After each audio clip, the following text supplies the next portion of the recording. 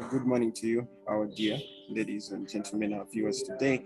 Today we are talking about anxiety. Anxiety is something that is plaguing the world, something that is plaguing so many children in Africa and in Uganda today.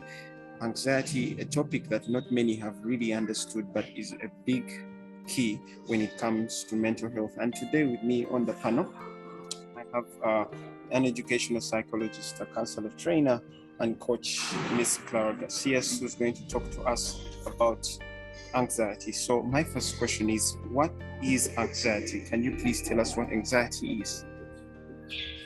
Yes, good morning. Thank you for inviting me to your program. I'm very happy that we are going to reach out to your public interested in mental health and anxiety.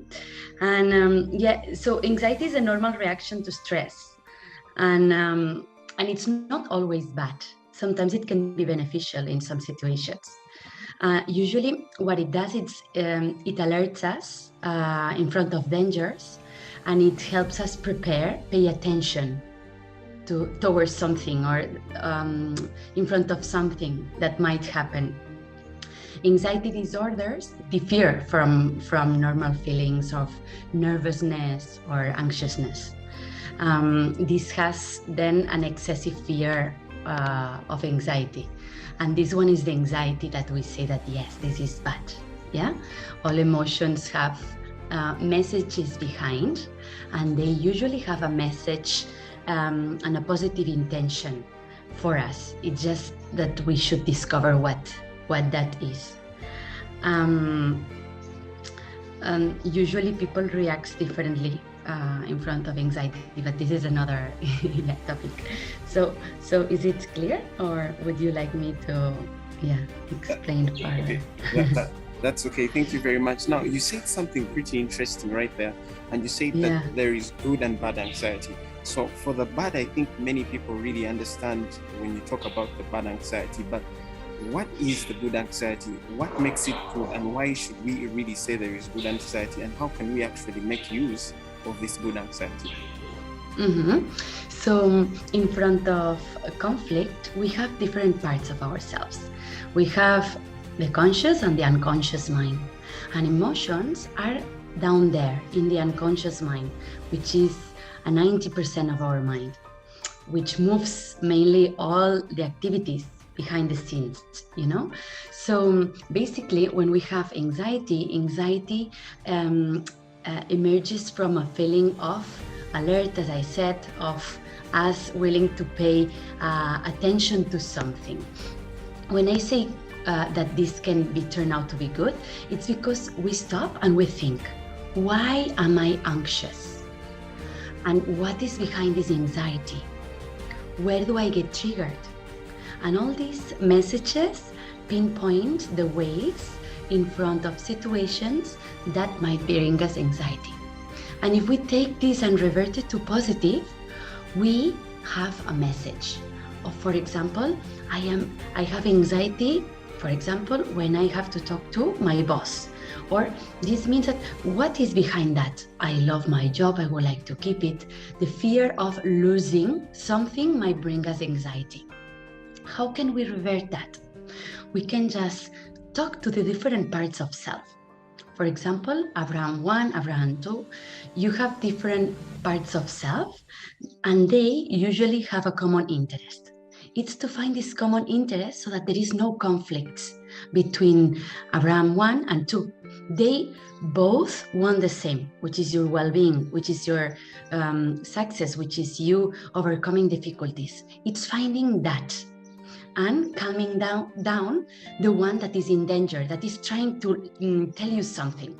When we don't listen, it's when these conflicting parts of self get triggered, and then there is a big conflict, and then there is even an anxiety attack. If we strengthen this anxiety with obsessive thoughts or with we are unable to self-manage ourselves. So basically, anxiety comes when we feel in a circumstance of a threat. And we usually react in flight, fight, or freeze mode, which is a reaction of survival, like a coping mechanism, And it's very, very much in our instincts, because in front of in the jungle, the lion, you know what it will do. It will fight or will fly. Yes. So what I'm Basically, hearing. So did you get it? Like for example, a rabbit will just turn around and will play dead. Yes, no, we'll play dead. And the lion will actually don't run away. What we'll do is to fight and see.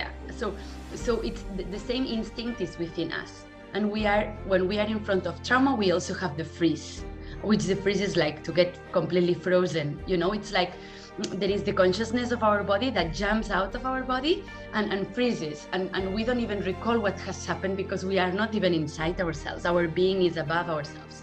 So there is this reaction modes in front of anxiety or fear or panic that are reactions of survival. When this is constant, does not allow us to function on our day-to-day life. And then this gets turned on, this becomes an anxiety disorder, which is a pathology.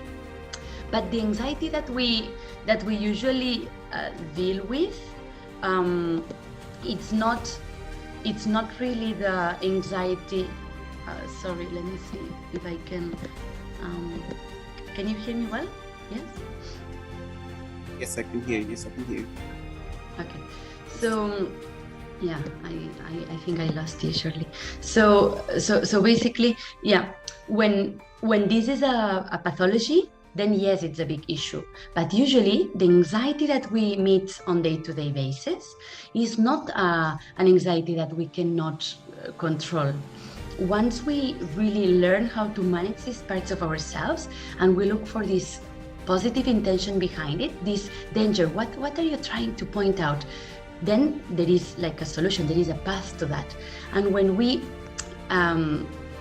also recognize this reaction of flight, fight, or freeze, which is our reaction of survival, we are more aware of, in front of this issue or in front of this trauma or in front of this situation, I did that. In that one, I ran away. In that one, I fight it, So those are instincts that it's the animal instinct that we have within that comes out, And how it's expressed, it's that with fear, that it's in a high degree or volume, we develop panics or phobias. And with worry, we develop anxious apprehension, obsessions, expectations. And usually in the body, what happens is that we start hyperventilating. Like we breathe a lot, and then we don't use our full lungs and all the capacity that our body has to actually breathe. We use the chest, and this is a problem because we have less capacity for air there, and then we get into a loop of increasing blood pressure, and then our heart beats faster, and then we generate even more anxiety.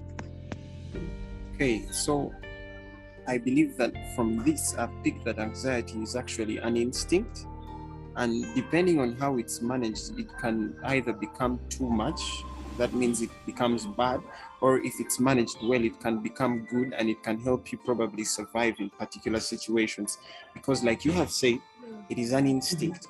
But for us here in Uganda, for us here in Africa, we do not have the kind of exposure and awareness concerning some of these mental health problems, like some of these challenges that are bringing about mental health problems, like the topic we are talking about, anxiety here today. So how does somebody recognize that they're actually too anxious? How do they see that they're too anxious and it's actually a very bad thing for them? How can I tell? I got it. So basically, when you feel fatigued constantly, this might be a consequence of anxiety or restlessness. If you feel this restlessness, or if you have difficulty in sleeping, or irritability, or when you have impaired concentration, or increased muscle aches or soreness, or excessive anxiety and worry, this could show anxiety disorder symptoms.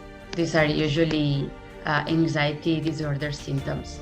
So when you are in front, and it's an anxiety. It's not the anxiety that is the reaction of survival, but it's the flight, fight, freeze. And the anxiety is how we cope. It's basically this message of, is the coping mechanism of in front of some a part of ourselves that feels in danger. And what it does, it puts our body in alert. And the physiological aspects is not concentration, excessive worry, fatigue, restlessness. But there are ways to actually deal with that. And actually reduce the anxiety. Okay, so we would like you to speak to us concerning how we can manage our anxiety. How do we manage anxiety? Or let's probably first look at the causes and most likely the symptoms, and then let's get down to how can we manage these causes? Yeah. How can we manage these symptoms? How can we help ourselves out of that anxiety, the pattern? Yeah. So basically, if we take this anxiety and say, okay, anxiety, what are you pointing out? I'm on social media before, for example, going to bed, right? And yes, and this creates some restlessness. There is the lights and I'm not able to sleep. So sleeping good hours and not going to bed late, it's one of the things that will bring you calmness, because you will be rested, ensuring that your room is comfortable, not very cold, if it's very warm, you open the window, if it's very cold. So creating a good environment for you to rest and enough sleeping hours, making the room as quiet and calm as possible, and sleeping from 6 to 8 hours a day, this will help your body being relaxed, therefore not getting too overwhelmed when, for example, this comes up.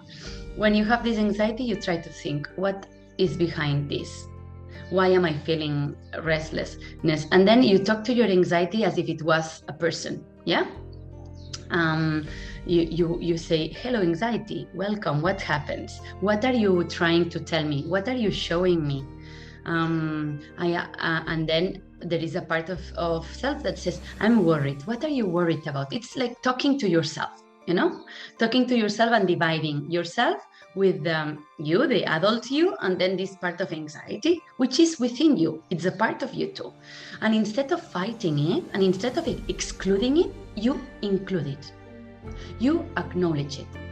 You recognize that it's there. You don't want to fight it back and say, go, disappear. No. The first thing is to see that it's there. How? Acknowledging the symptoms or feeling this restlessness. Now I will, if we have time, I can show you a technique that I use to manage stress and anxiety. But how are you there? To start with, talking to it with gentleness. Do we like sweet talk or we prefer harshness? What do you prefer, Abraham? Do you prefer kindness when people talks to you, or yeah? I would prefer somebody to be gentle and kind with me. Yeah. Also, our unconscious mind likes that, and our emotions. And since we are growing up, our teachers, the system of parenting that we've had for many generations, and some misunderstood concepts of religions, we have educated with harsh systems, not with enough kindness, with too many rules, and with little understanding, more with dogmatism than with actually communication, dialogue, consensuation. So, and this creates a lot of parts of ourselves that are repressed, that they are unable to be listened to. And me too, I prefer someone that tells me, how are you feeling and what happens today, so that I can relax. And once I relax, I open up, and then things show, oh, look, yes, I am a bit. And it's fine, because we all are the same. There is no one that has no anxiety at all. I have never met anyone that does not deal with everything that we deal daily, like anger, sadness, joy, or disgust or surprise, the basic emotions, So basically we are all humans, and it would be if someone says I'm in control all the time, is lying, because these fluctuations of emotions happen to all of us. So by us stopping, breathing, and saying, okay, let me take this time to see how am I doing and why is this anxiety here. We see it, we acknowledge it, and once we acknowledge it, we see it, and we give it a room to express itself, then what happens is this anxiety doesn't feel repressed, doesn't feel judged, doesn't feel excluded. And what happens when we don't feel excluded, not judged? We calm down. We don't have a need anymore to fight or to give our unconscious mind the order to be extremely restless or nervous, because there is a space for it. And once we create a space, we feel acknowledged and accepted, even this part of ourselves, which is the best way to release it or to talk it through. So yeah, this is the first thing that I would do with the mind. And then there are some techniques that I use, like breath, or planning a well-being plan, or sometimes showering with cold water, with salt as well, salt and cold water, or hot water if you have the luxury to have hot water, or get creative, sometimes also helps, coloring something, but mainly one that helps a lot is a balloon technique. I call it the balloon technique, which is also a breathing technique. But I don't know if we are yet to share some strategies, or you would like to ask for some more questions. Yeah. Let's we can look at another question now. So I wanted to know, there is prevention and there is treatment as well, because you talked about everybody having anxiety, but now I'm thinking that maybe we all have anxiety, but some people manage it better than others. So how do we prevent it and how do we treat it? You had talked about treating, but now directly with this question I'm asking, how do we prevent and treat? Prevent it, I think that preventing is the best way of preventing is eating well, sleeping enough hours, and having an open mind. How can we prevent to get angry or to get it's just to be humble enough, to be curious, to ask questions, and to also have the time to stop and think how we are. And most important, having an open mind doesn't mean that you have to believe everything, no? But yes, that you are there holding the space for yourself, for these parts of yourself that are telling you something, telling you to stop, telling you that this is fearful, telling you that this might be dangerous for you. And listen, what do they have to tell you that it's positive for you? Maybe they want to prevent you. Maybe they want to protect you of something. Listen to that voices, to this voice of self. Maybe it's an advice. Maybe behind this anxiety, there is an advice that it's worth not having, not doing, or not. It's like a prevention maybe. So the preventing part, I would say, when we feel that uncomfort, it's to stop and to have this talk with self. The second one would be to meditate. And meditate is just, sometimes we can just describe an object that we see in the house. And when the mind goes spinning, and we have lots of thoughts and they don't stop, we get into this loop. We stop for a moment, we take a piece of fruit, we hold it with the hands, and we start describing that fruit. The avocado has this type of skin, is found in avocado trees, the leaves are green, and you start describing something that is very, very simple. And it's green, and it has this taste, and this one, on average, is 1 kg, or half a kg is a huge avocado, or not, or it's just describing an object. This will actually make you distract your mind and focus on something else. this could prevent you getting into an anxiety attack, for example, because you are distracting your mind in that moment. The best is to talk yourself through, looking for the, as I said, looking for the positive intention. What anxiety? What do you want to tell me? Do you want to protect me? Do you want to tell me something about it? The other thing would be preventive, would be stopping and seeing anxiety. I see you, I acknowledge you, I know you are there, I'm gonna attend you. But for now, because I have to be at work for a few more hours, can you just place yourself in a corner so that I finish my work, and then when I go back home, I think about you, we see how to deal with you. Maybe I need to go for a run. Maybe I need to do some sports. Maybe I need to color. Maybe I need to shout in a pillow or punch. Maybe I need to dance. Put loud music and dance. Maybe I need to meditate or to pray or to connect to a memory that brings a lot of peace in me. That time that I went to visit my grandma and in the cornfields, and that I was in the river with my feet in the floor, that brought somehow peace back there, So usually this is what could be preventive. But if you like, I can maybe share some practices that would be more like a treatment to treat that anxiety when it comes and it shows, allowing it to leave the system maybe. Yes, please go ahead and share them with us.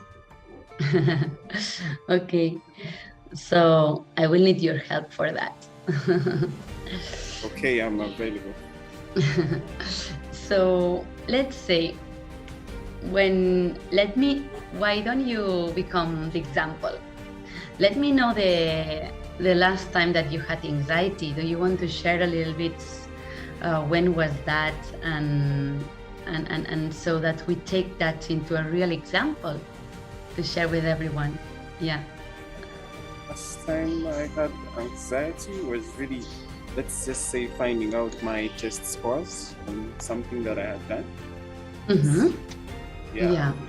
Wondering probably, how did I do? Did I do so well? Did I do mediocre? Did I flunk the test, or did I not pass the test? And so that's probably, it brings about some form of anxiety. Let's say that's my example. Okay, and this anxiety that you had, what do you think that was the message? What was this anxiety? What was the cause of this anxiety? What do you think that the anxiety was there? Did the anxiety wanted you to suffer, or the anxiety wanted you to pass these exams or these tests? Most definitely the anxiety wanted me to pass the exams and probably be ready for the next step, because the test score is coming back means I'm preparing myself for the next step. So the anxiety is telling me you need to prepare yourself mentally, you need to prepare yourself spiritually for the next step. Well done. Yes, exactly. So you have done well the talk with parts of self, because you already know that it has a positive intention. And so basically, by acknowledging and saying, yes, anxiety, I also want to pass the tests. Yes, anxiety, I also want to study hard, and I want to prepare myself, and I want to be ready for my next step in life. We are together. We are not against each other. We are a team. Once you tell this to anxiety, anxiety calms down. So mentally, you have done conscious and unconscious mind talk. But now I'm going to do something else. Where did you feel the anxiety in the body? So locate the anxiety in the body. Where is it? My heart was throbbing. Yeah, the heart. Okay. Then can you put, are you left-handed or right-handed? Right-handed. Okay, so put your right hand on top of the heart and point where your anxiety was, and just leave your hand there. And if you were to give a color to this anxiety, what color would you give it? Yellow. Yellow, okay. Yes. Yeah, okay, good. And if you were to give it a number from 0 to a 10, how much anxiety was present in that moment? go with a 6. 6, okay. Yes. Good number, yeah, okay. So now that we have allocated the chest, like the heart, and you have your hands on top of this, yeah, and we have a color, I would like you to do a breath that I call, yeah, just a breath that I would like you to imagine this yellow smoke leaving your mouth, breathing out this anxiety. And we are going to do 10 deep breaths, and you will visualize this anxiety color yellow in a color of a smoke, out, out, out, Yes. of the mouth, and we will release it together. So we can start doing it now. Yes. 1, 2, 3, you breathe in, and you don't breathe in from the chest, you breathe in from the belly. You try to make your stomach like a balloon. Okay, I do. Okay. And then, Okay. and you will do this with me, and you will visualize this color yellow smoke leaving from your chest. Yes. And we will do it together so that the Yes. people that are listening to us are Yes. able to do the same with their feelings on their parts and spots of the body found. So we are going to do it 9 more times. And then, and again, you have to do it 8 more times. The stomach is big, and then you let go, having the hand on top of where you feel the feeling and releasing the smoke color yellow of the anxiety. And again,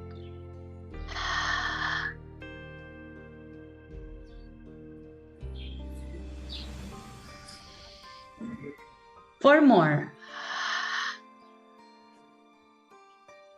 Exhale fully and open your mouth as much as you can. And 3 more times.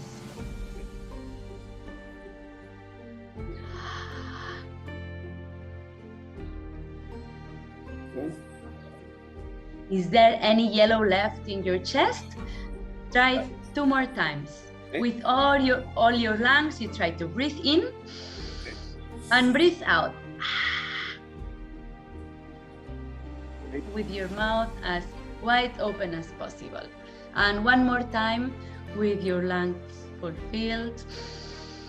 Pure oxygen, and then let go this yellow anxiety smoke and release it. And with this last breath out, tap your chest. Tap it. Yes, I'm tapping it. Yes, tap, tap, tap, tap, tap, tap. And help your throat out, releasing this yellow imaginary color out of your mouth. This would be what we call just a breath out feeling. Yeah, Okay. a feeling that we breathe out. We have different other techniques, but I don't know if we have the system. What is very important is that we, a part of this, so shall we summarize this technique in case people want to do it? But first of all, it's to allocate the what emotion are you feeling? It's anxiety, sadness, anger. Then it's finding a place in the body where you feel it, and allocating it and tapping it, touching it. The third one would be to give it a color, give a color to that feeling, yeah? And if you want, you can also give it a shape or a texture. And then the third one would be like to rate from a 0 to a 10 how much the intensity of that feeling is.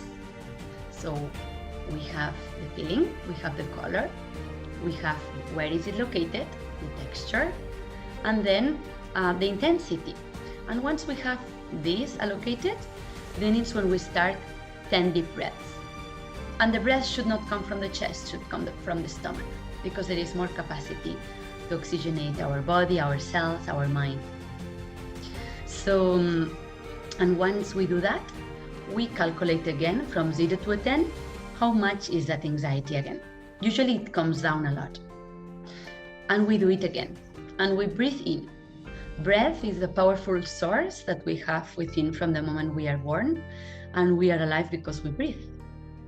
And it's a way to regenerate, like to do a reset to our mind software. So this is a very, very, very simple technique, one of the most simples, but it's also very easy. And it's within ourselves. We don't have to do much. And it's better if you can do this inside a room or under a tree or in the grass or putting just feet on the floor. Why? Because in the street, the pollution maybe does not help taking deep, fulfill lung breaths. Also having a support system, a group of people that you feel non-judged and that you can express these things help, because they might have tips that they use and that maybe you have not thought about. And activating the happy hormones is dancing, dancing is really, really good. Putting loud music and dance, you shake out the nervousness, and this works really great as well. I have more complex tools, but for this talk, I think that it's really good enough. Maybe we can go in depth another day if we talk about dealing with emotions or some other topics. But let me know if you have any other question, Abraham. Okay, we are concluding, and I'm going to conclude by saying something really small and finishing it with the final question. So from what I've understood from this entire conversation, I've understood what exactly anxiety is. I have understood how to recognize anxiety, to recognize what anxiety is good and what anxiety is bad, and to also understand its effects, the causes and the symptoms, as well as understanding the techniques and the methodologies to counter the bad anxiety, the throbbing hearts, and quite a number of these other things that you have talked about. Really understanding the why, the what, and the when. What exactly is bringing my anxiety? Is it this environment? Is it this person? And how do I deal with it? Should I dance? Should I listen to music? Should I play? Doing something. So what you have really said is that we all have anxiety. Some people have it more than others in different degrees, and different things are bringing this anxiety.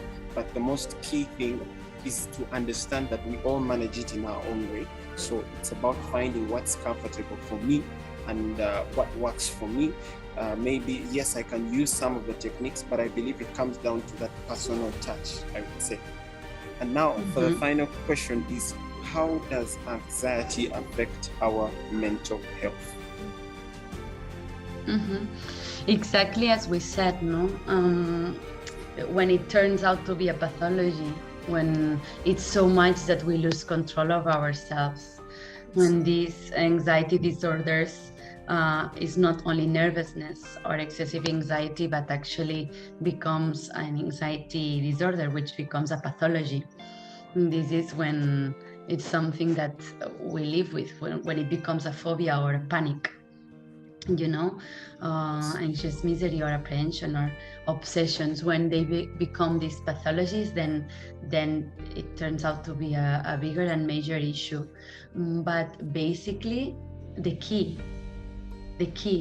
to overcome anxiety, the key not to get into these bad loops, is to know where to put the brake when we get into these loops or obsessions or this. It's to say, okay, I'm stopping, and I take a deep breath in, and I come back to myself and to the present moment.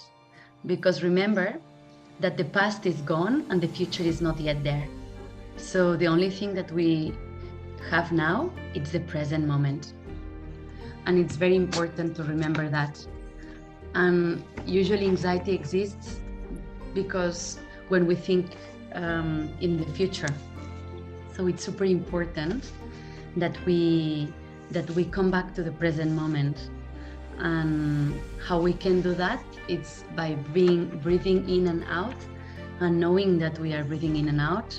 We're rooting our feet in the ground, knowing that we are nowhere else, and that being in the present moment, it's being well because we are alive.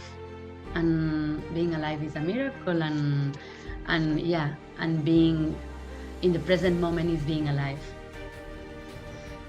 And remembering that when we don't blame ourselves, There is no argument. There is just understanding. And when we understand ourselves, when there is this space that we create for ourselves towards ourselves, there is no judgment, there is holding, there is understanding, there is inclusivity, which is one of the major qualities that all the world models in the people of sub-Saharan Africa. The Ubuntu is something that we role model from you guys, because you have it in you. And somehow willing to be whom we are not sometimes brings anxiety, but you have it in you, and the ancient wisdom that you bring to the world is this one: cooperative, the cooperation, the power of the group, being there for the other one. And we call it Sangha. We are trying to reinvent that, and after post-pandemic, people are trying to model how you do it, to study that, and yes, and you have it within you, because you've absorbed this since you were really child. Yeah. So we are already what we want to become, and we are miracle, and yes, and whatever we do with consciousness, being in the present moment, it's something that that doesn't create stress, because we bring the presence and the within self, you know. So yeah, the true power and true happiness lies in understanding and accepting oneself, and I think this is the key for not feeling conflict within and not coping with it with anxiety. So yeah, remember that the present moment is all we have, and living in the future won't solve anything. So yeah. Okay, thank you very much for the conversation that we have had today on the topic of anxiety and mental health, and we have come to the end of our talk. Otherwise, I've loved having you, and I've loved having this conversation with you, and we are looking forward to probably having you on one of our future talks again. Thank you. And thank you, Abraham. Yes, thank you.